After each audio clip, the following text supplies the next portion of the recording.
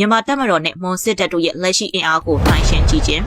မြန်မာတပ်မတော်စစ်ကောင်စီတပ်နဲ့မွန်ပြည်သက်ပါတီ NNSP ရဲ့လက်နက်ကိုင်တပ်ဖွဲ့ဖြစ်တဲ့မွန်ပြည်လွတ်မြောက်ရေးတပ်မတော် MNLA တို့ရဲ့စစ်အင်အားကိုနှိုင်းယှဉ်ရမယ်ဆိုရင်မချသေးမီကမွန်ပြည်သက်ပါတီအတွင်းအဖွဲ့ခွဲထွက်ကစစ်ကောင်စီကိုပြန်လည်တိုက်ခိုက်နေတဲ့မွန်ပြည်သက်ပါတီစစ်အာဏာရှင်တိုက်ဖြတ်ရေး NNSP AD ပေါ်ပေါက်လာခြင်းကစစ်ရေးအခြေအနေကိုပုံမပြောင်းလဲလာစေပါတယ်။စစ်အင်အားမှာတော့မြန်မာတပ်မတော်ဟာလက်ရှိမှာတိုင်းနိုင်ငံလုံးအတိုင်းအတာအဖြစ်3သိန်းခန့်ရှိတော့လေမွန်ပြည်နယ်အတွင်းမှာတော့စစ်တပ်အင်အားဟာအင်အားထောင်ကနန်းသာရှိထားပါတယ်။မွန်လက်နက်ကိုင်တပ်ရဲ့စစ်အင်အားဟာစုစုပေါင်း9000ဝန်းကျင်ခန့်သာရှိပြီးလက်ရှိတွင်အင်အားထပ်မံတိုးချဲ့လျက်ရှိနေပါတယ်။လက်နက်အမျိုးအစားတွေမှာတော့မြန်မာတပ်မတော်မှာအမြောက်ကျင်ကလေကြောင်းပတ်ဖို့မှုနဲ့ရုံနည်းပညာများပိုင်ဆိုင်ထားပြီးမွန်လက်နက်ကိုင်တပ်မှာတော့အပေါ်စားလက်နက်များ RPG မော်တာနှင့်အနီးကပ်တိုက်ပွဲဝင်လက်နက်များရှိနေပါတယ်။အားသာချက်အားနဲ့ချက်မှာတော့မြန်မာတပ်မတော်ဟာလေကြောင်းအင်အားအသုံးပြုနိုင်ခြင်းနှင့်လက်နက်ကြီးပစ်ကူရယူနိုင်ပါတယ်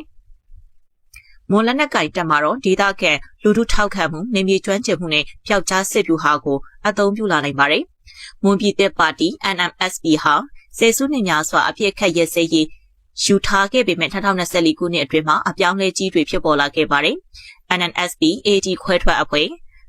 စစ်ကောင်စီနဲ့ဆွေးနွေးမှုတွေဟာအကျိုးမရှိတော့ဘူးလို့ဆိုကစစ်အာဏာရှင်ကိုတိုက်ခိုက်မယ်လို့ကြေညာခဲ့ပါတယ်။ဒါကြောင့်လက်ရှိမှာမွန်ပြည်နယ်အတွင်းစစ်ကောင်စီတပ်တွေနဲ့တိုက်ပွဲငယ်တွေစတင်ဖြစ်ပွားနေပါတယ်။ပူးပေါင်းဆောင်ရွက်မှုမွန်တော်လန်ရေးတပ်ဖွဲ့တွေဟာကရင်အမျိုးသားလွတ်မြောက်ရေးတပ်မတော် KNLA PDF တပ်ဖွဲ့တွေနဲ့စစ်ရေးအရာပူးပေါင်းဆောင်ရွက်မှုတွေရှိနေပါတယ်။စစ်ကောင်စီရဲ့အားနည်းချက်ဟာစစ်မျက်နှာများပြားစွာဖြန့်ကျက်ထားရပြီးစစ်ရခိုင်ကချင်ကရင်နဲ့ရှမ်းပြည်နယ်တွေမှာစစ်မျက်နှာဖွင့်ထားရတဲ့အတွက်မွန်ပြည်နယ်ထဲမှာအင်အားအလုံးရင်သုံးနိုင်စွမ်းလျှော့နေနေပါတယ်။တည်ယူဖို့ဆောင်ရေးရေးတဝဲလမ်းပိုင်းနဲ့မော်လမြိုင်ကြိုက်ထိုလမ်းပိုင်းတွေမှာဒေါ်လာရေးအဖွဲ့တွေရဲ့ကြားပြတ်တိုက်ခိုက်မှုကြောင့်ရိတ်ခါနဲ့စစ်ကူပို့ခက်ခဲလျက်ရှိနေပါတယ်။အနည်းချုပ်သုံးသက်ရရင်စစ်ကောင်စီဟာလေကြောင်းနဲ့လက်နက်ကြီးအပိုင်းမှာအပြတ်သက်သာလွန်နေပေမဲ့မွန်စစ်တပ် MNLA နဲ့ဒေါ်လာရေးအင်အားစုတွေဟာမြေပြည့်စိုးမိုးရေးနဲ့ပျောက်ကြားစစ်မှာပုံမှုထိရောက်လာပါတယ်။အထူးသဖြင့်မွန်ပြည်နယ်တောင်ပိုင်းရှေးမြို့နယ်ဘက်မှာစစ်ကောင်စီရဲ့အုပ်ချုပ်ရေးရန်နေရာဟာတော်တော်လေးရိုင်းနေနေတာကိုတွေ့နေရပါတယ်